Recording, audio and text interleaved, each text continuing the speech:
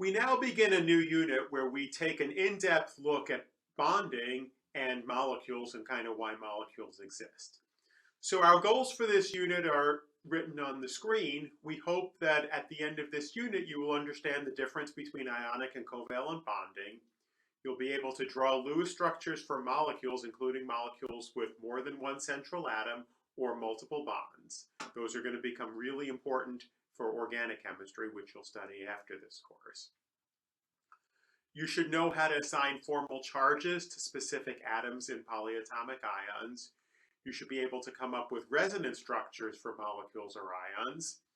And then you should be able to draw Lewis structures for molecules that have what we call an expanded octet, so that's more than 8 electrons in their outer shell around the central atom. And then some applications. So we'll determine whether or not bonds are polar, look at the concept of electronegativity. We're going to predict the shapes of molecules using what's called VSEPR theory. And then putting those two together, we'll be able to determine whether or not molecules as a whole are polar. And then finally, the last topic is we're going to show how you can actually get hybrid orbitals and how they overlap, hybrid orbitals on different atoms, to form covalent bonds. And we'll look at a couple of different ways that they could overlap to come up with what are called sigma and pi bonds. And this is going to be necessary in order to get the shapes that we will have come up with using VSEPR theory. Okay, so let's dive right in and start talking about chemical bonds. So the general principle is that compounds exist because they're more stable, lower in energy than isolated atoms. So the guiding premise behind any discussion of bonding has to be what chemists call the octet rule. Okay, so in some of my classes, I would always say the octet rule is king, and I still remember students once, right before a review session, drew a picture of a king sitting on his throne on the chalkboard and labeled on top of it octet rule. So what the octet rule states is that each atom in a stable molecular ion, remember an ion is nothing more than a charged molecule, wants to have a full valence shell of electrons. Okay, so you should remember that the valence shell is the term that chemists use for the outermost shell of electrons, and that from studying electron configurations, the capacity of the valence shell for elements in period 1 is 2 electrons, and for elements in period 2, it's 8 electrons. It can be higher once you get into period 3, although 8 electrons will still be pretty common even in period 3. So you should also remember that the number of valence electrons for a particular element is that element's group number on the periodic table. Okay, so these don't include the transition metals. These are just what we call the main group elements. 1, 2, and then 3, 4, 5, 6, 7, 8 are also the 3A, 4A, 5A, 6A, etc. notation. And so what you can see is each valence electron is indicated with a dot in this structure. So you know beryllium, for example, has 2 valence electrons, so there are 2 dots.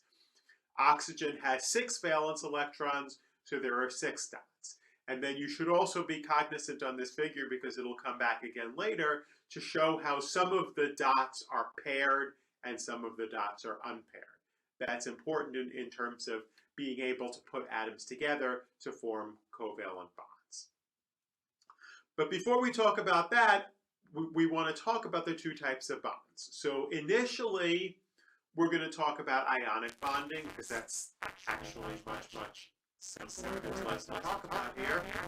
And ionic bonding is when one of the atoms participating in a bond loses or gains 1 or more electrons in order to attain a full valence shell. And what this does is it produces ions that are simply charged atoms. So the quintessential example of an ionic compound is sodium chloride. So the electron configuration for sodium using the noble gas notation is neon 3s1. So there's 1 more electron in the 3s shell beyond neon. And then for Cl, we have neon 3s2 3p5. So what you should recognize is that if sodium loses an electron, its electron configuration will be identical to that of neon. But if chlorine gains an electron, its electron configuration will be identical to that of argon. It will be neon 3s2 3p6, which is the same as argon. Okay, so this is in fact what happens. So the sodium ion has just shells 1 and 2 filled and nothing in shell 3, and the chloride ion completely fills shell 3. So both of these atoms have 8 electrons in their valence shell when they form ions. Okay, so of course the sodium ion is positively charged, it's a cation. The chloride ion is negatively charged, it's an anion, and opposite charges attract each other. So the cations and the anions are attracted to each other electrostatically, and they form bonds. So ionic structures actually tend to be large lattices. They tend not to just be an Na plus and a Cl minus by themselves in isolation, because the sodium plus is going to be attracted to negative charges on all sides. It will not just be attracted to a negative charge on its right. So if you look at this structure, you can actually see in the sodium chloride structure that take the sodium at the center, very, very center of the structure, the little red ball, it's actually surrounded by 6 green balls. So every Na plus is surrounded by 6 Cl minuses, and then every green ball, every Cl minus, is also surrounded by 6 Na pluses. Then we also have ionic compounds that don't have a 1-to-1 ratio of cations and anions. So sodium chloride has 1 anion for every cation.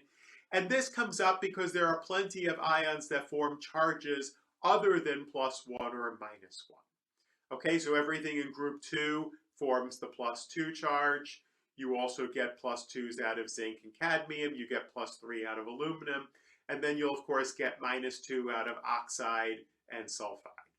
So we could come up with many, many, many, many examples of ionic compounds that don't have a 1-to-1 ratio. I just happen to put 4 common ones on the screen: magnesium chloride, MgCl2, calcium fluoride, CaF2, lithium oxide, Li2O, right, because lithium is a +1 and O is a 2-, and then PbI2, our good friend that's the yellow precipitate, Pb2+, and then 2 I-. Okay, and just to compare and contrast this to the sodium chloride structure, this is in fact the calcium fluoride structure. So you see all of the fluorides are the green balls and the calciums are the orange balls. Technically, there is in the entire crystal 2 fluorides for every calcium. What we have done here is we have drawn a small piece of a crystal that's called what chemists call a unit cell. And in this case, you're not going to count quite twice as many fluorides for every calcium in this piece, because there are some more fluorides that are, interacting with other calciums, and etc. This entire lattice goes on in 3 dimensions. But you should see, at least from looking at this quickly, there are approximately twice as many green balls as there are orange balls in this structure. Okay, so also on this screen, to refresh your memory, are other metals that have multiple charges. You've got some +2s, +3s, +4s. Iron 2, iron 3, tin 2, tin 4, lead 2, lead 4, cobalt 2, cobalt 3. Those are very, very common ions that we'll encounter in this course. And anytime you have an ionic compound, so like chromium, for example, can be chromium +3. If it's going to combine with chloride, that would actually give you chromium trichloride. You need to have 3 -1s for every +3, because the ionic compound overall has to be electrically neutral. Okay, so in contrast to ionic bonding, we have covalent bonding. So when we looked at ionic bonding, we were looking at bonding between a metal and a nonmetal. Covalent bonding is mostly between 2 nonmetals.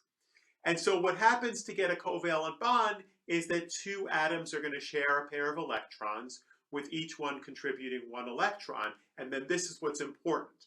The shared electrons become the property of both atomic partners. And that's going to allow each partner participating in the bond to have a full valence shell and obey the octet rule. Okay, so a simple molecule that used as covalent bonding would be methane, which is a carbon with 4 hydrogens bound to it. So if we went back to our diagram on the second slide, carbon has 4 valence electrons. It's in group 4 of the periodic table. So in order to satisfy the octet rule, it needs to bond covalently to 4 other things. And that's going to be a very, very, very general truth that you will see over and over again in organic chemistry. Carbon always wants to form 4 bonds if it's neutral. So in this case, we're going to have carbon bonding to 4 hydrogen atoms. Each hydrogen atom is going to contribute 1 valence electron. So if you look at the left side of the diagram, each hydrogen atom has its single dot, and then the carbon has 4 dots in its outermost shell.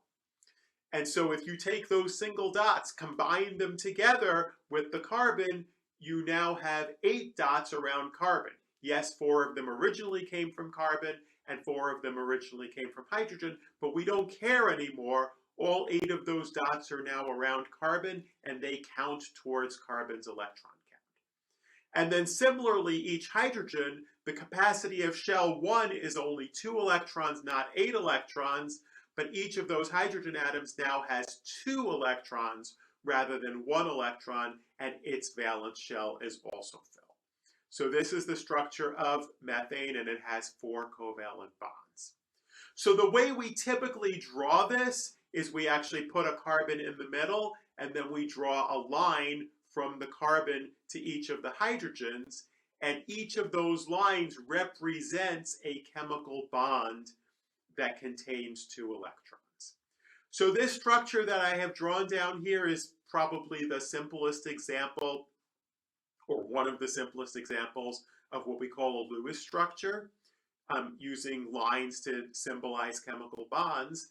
And what we're going to do in our next lesson is look at some other different examples of Lewis structures and come up with a set of systematic rules that you'll be able to use when drawing Lewis structures.